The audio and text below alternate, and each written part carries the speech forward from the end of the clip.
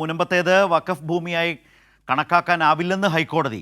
1950 ആധാരപ്രകാരം ഭൂമി ഫറൂഖ് കോളേജിന് ദാനം കിട്ടിയതാണെന്നും ഇത് വഖഫ് നിയമത്തിന് കീഴിൽ വരില്ലെന്നും ഹൈക്കോടതി ഉത്തരവ്. സർക്കാർ നൽകിയ അപ്പീലിലാണ് ഉത്തരവ്. വിവരങ്ങളുമായി സാലി മുഹമ്മദ് ചേരുകയാണ്. സാലി, മുൻപത്തെ സംബന്ധിച്ച് വളരെ ആശ്വാസകരവും വളരെ സുപ്രധാനവുമായ ഒരു ഉത്തരവല്ലേ സർക്കാർ നൽകിയ ഈ അപ്പീലിലൂടെ ഇപ്പോൾ നേടിയെടുക്കാനായത്?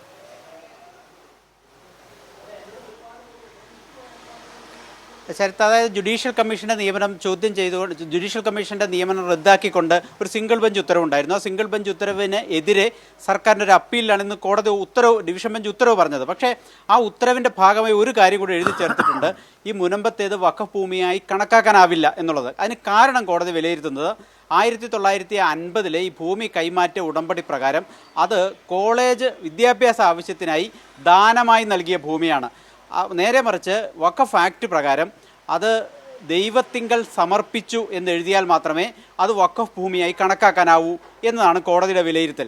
അതുകൊണ്ട് അത് വഖഫ് ഭൂമിയാണെങ്കിൽ ആകണമെങ്കിൽ അത് ദൈവത്തിൽ സമർപ്പിച്ച ഭൂമിയായിരിക്കണം, മറിച്ച് ദാനമായി നൽകിയതാവരുത്.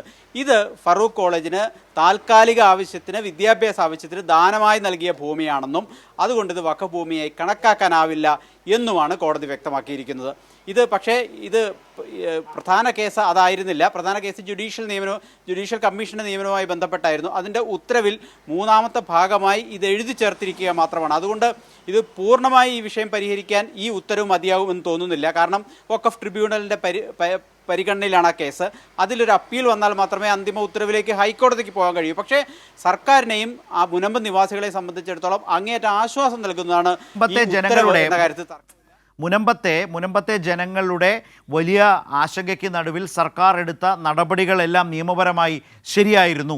മാത്രമല്ല, ഹൈക്കോടതിക്കകത്ത് ഇങ്ങനെ ഒരു കാര്യം കൂടി ആ ഉത്തരവിൽ എഴുതപ്പെടുന്നു എന്നതുപോലും വളരെ പ്രധാനപ്പെട്ടതും ആശ്വാസകരവുമാണ്. അതിൻ്റെ സാധ്യതകൾ എത്രമാത്രം എന്തുമാത്രം എന്നതവിടെ നിൽക്കട്ടെ. സർക്കാർ ഇക്കാര്യത്തിൽ ഇടപെട്ടതാണ് ശരി. കേന്ദ്രം വലിയ തോതിൽ സംശയാസ്പദമായി നിൽക്കുന്നു, പറഞ്ഞു പറ്റിച്ചു എന്ന പ്രശ്നം അവർക്കുണ്ട്. പക്ഷേ സംസ്ഥാന സർക്കാർ ഇക്കാര്യത്തിൽ നീങ്ങിയത് ശരിയായ വഴിക്കായിരുന്നു എന്നൊരിക്കൽ കൂടി ബോധ്യപ്പെടുകയല്ലേ? വളരെ ചുരുക്കി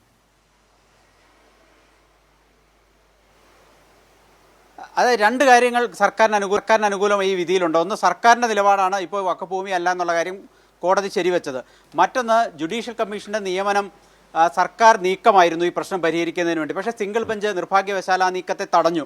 അതിനെതിരെ സർക്കാർ അപ്പീലുമായി ഡിവിഷൻ ബെഞ്ചിൽ പോയി. ഡിവിഷൻ ബെഞ്ച് പറഞ്ഞു കമ്മീഷന്റെ പ്രവർത്തനമായി മുന്നോട്ട് പോകാം, കമ്മീഷന് റിപ്പോർട്ട് സമർപ്പിക്കാം, ആ റിപ്പോർട്ടിന്മേൽ സർക്കാരിന് തുടർ നടപടികൾ സ്വീകരിക്കാവുന്നതുമാണ് എന്ന് പറഞ്ഞിട്ടുണ്ട്. അതിനർത്ഥം സർക്കാരിന് വലിയ നേട്ടമാണ് ഇന്നത്തെ ഉത്തരവ് എന്ന കാര്യത്തിൽ തർക്കമില്ല. റൈറ്റ്. സർക്കാരിന് വലിയ നേട്ടം, മുനമ്പത്തിന് ആ നിലയിൽ ആശ്വാസകരവുമാണ് എന്നുകൂടി തന്നെ പറയേണ്ടി വരും. വളരെ പ്രധാനപ്പെട്ട ഒരു വാർത്തയുടെ വിശദാംശങ്ങളാണ് ഇപ്പോൾ സാലി മുഹമ്മദ് നൽകിയത്.